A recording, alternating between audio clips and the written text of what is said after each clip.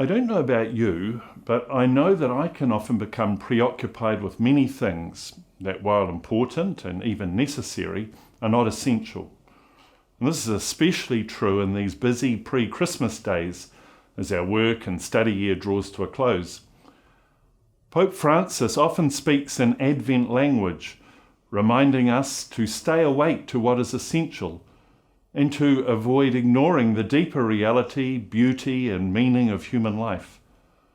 Pope Francis echoes the Gospel Advent call to return to what is essential and to remember the heart of all human existence. Without Jesus Christ, life is a burden, but with Jesus, life is with Christ, life really is a life. When I focus on the presence and action of Jesus with me and with us in our diocese, then I notice that everything else immediately falls into right perspective and I can relax a little. The opening prayer of today's first Sunday of Advent Mass puts our purpose vividly, that we may run forth to meet Christ, so that gathered we may be worthy to possess the heavenly kingdom. Just over a month ago, with the other New Zealand bishops, I spent a week in Rome visiting Vatican offices, which exist to support the mission of the Church in dioceses around the world. We stayed in the Vatican guest house where Pope Francis lives, and we saw him at meals and in passing at other times. But the highlight of our week was when the five of us sat alone with the Pope for more than an hour in a very relaxed and robust conversation. He was genuinely pleased to see us and greeted us personally and informally. He began by telling us that we must let him know everything we thought he should know and to feel free to ask him anything at all. And so we did. Uppermost in my mind was the situation here in our Christchurch diocese. And the Pope asked me about the terrorist attacks and the effects of this tragedy. In the report that I submitted before the visit, I noted that according to the national census, there are 65,000 people in our diocese who call themselves Catholic. But our diocesan statistics show that fewer than 20% of these have regular contact with parishes or schools. I often meet and enjoy the company of these Catholics, and you know them well, since they are your family, your friends, your workmates, and your sporting and social companions. My experience is that many want to be more connected with the Church, and my hope is that we will effectively recommunicate the beauty and invitation of Catholic faith to them. I know that you are eager to join me in this venture.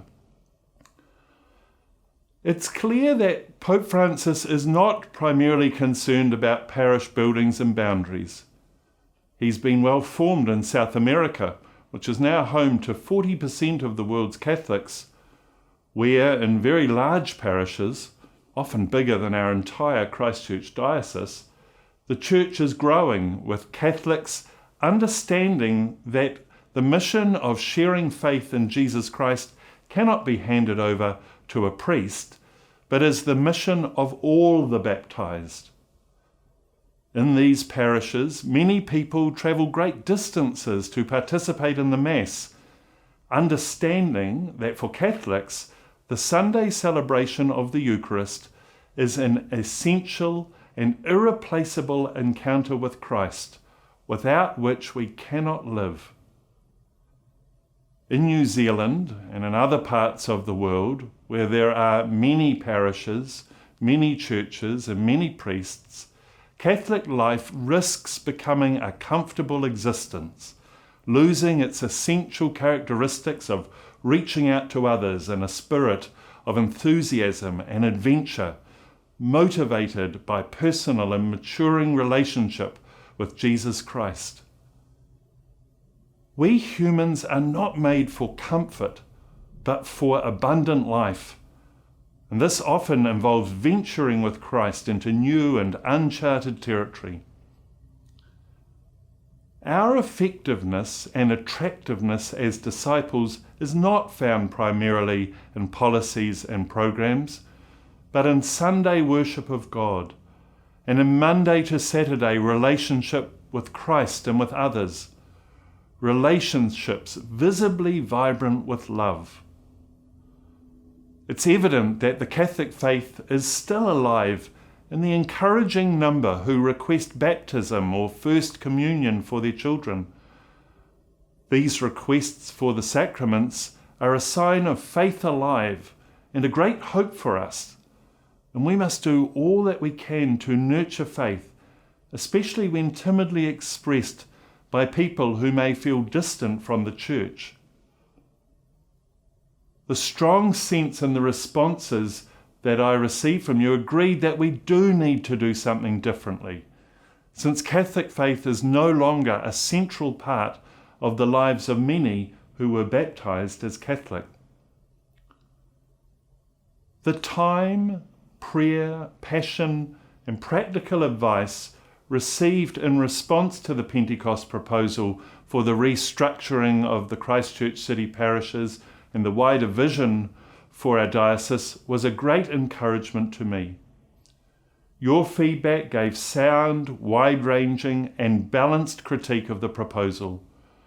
Your concerns and suggestions helped us to focus on what will be needed in the planning for our new parish structures. As expected, there were many positive comments suggesting we are needing this kind of change and refocus, as well as responses expressing concerns about the loss of our local church buildings with their associated smaller communities, and concerns also about the financial aspects of the proposal. Some people would have preferred a different style of consultation process, giving them more opportunity to contribute in the initial stages before presentation of a proposal. We know from our own families that any proposal for change brings the same understandable and valid kinds of concerns, motivated by a passion to safeguard what is essential. Often those who argued for the retaining of their current parish or church were still supportive of change, suggesting yes, that churches and parishes do need to close, but just don't close ours. In the feedback and in my conversations, I hear your deep concern for the future of our faith in your families and in our increasingly secular society. I know that you are already actively involved in missions and conversations in direct response to the presence of Christ. I'm grateful and inspired by all you are already doing. However, we also have a healthy sense that we need to do more and we need to do better, since we know that mature disciples never cease to search for new methods and opportunities to share good news. Because the Church is a living organism, there are many aspects and details of the proposal that will unfold over time. So it's not appropriate or possible to produce a detailed written plan with every T crossed and every I dotted. Over these next few months and years, in your parishes and schools, you will continue to come up with new ideas and directions. Remember, this plan is not static, but is growing and unfolding. However, the basic structure of 5 new city parishes based in Papanui, Sockburn, Hoonhay, Woolston and the Cathedral was found to be geographically and pastorally wise and workable. And we will now proceed with this new 5-parish structure in Christchurch, along with the new Selwyn parish. There are changes from the original proposal as a result of feedback, and you'll receive an outline of the detail of these at the end of Mass. And this information has also been uploaded to the Our Faith, Our Future section of the diocesan website. Included in this document, we also have the priestly appointments for the new parishes and also responses to some of the major issues raised in the feedback. Today's announcement enables us to move to the next stage of planning.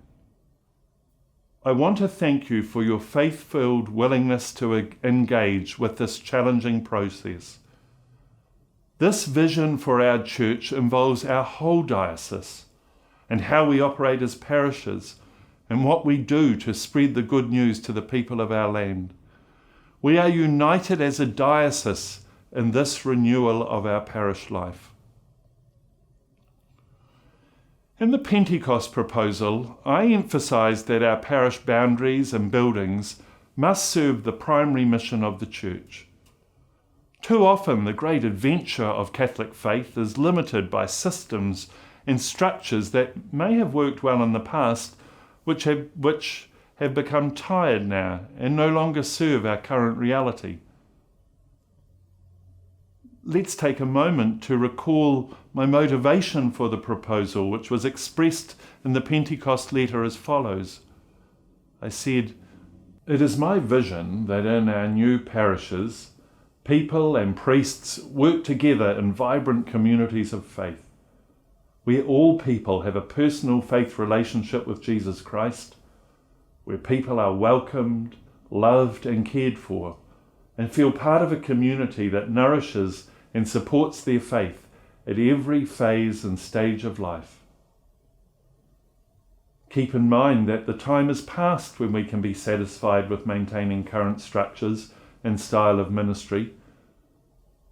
Jesus Christ is forever wanting to work among us in ways that effectively carry our tradition and traditions into the future, attracting all people into the power and abundance of God's life now and into eternity. I invite you to leave Mass today with a renewed excitement about the adventure that is our Catholic faith. Without Christ, the challenges and complexities would get us down. But because our focus is on Jesus Christ, we can discern with confidence and proceed in hope. Let us continue to pray, inviting the Spirit of Jesus to fill our hearts, our mission, our parishes, and our own local diocesan family, which carries the privileged name of Christchurch.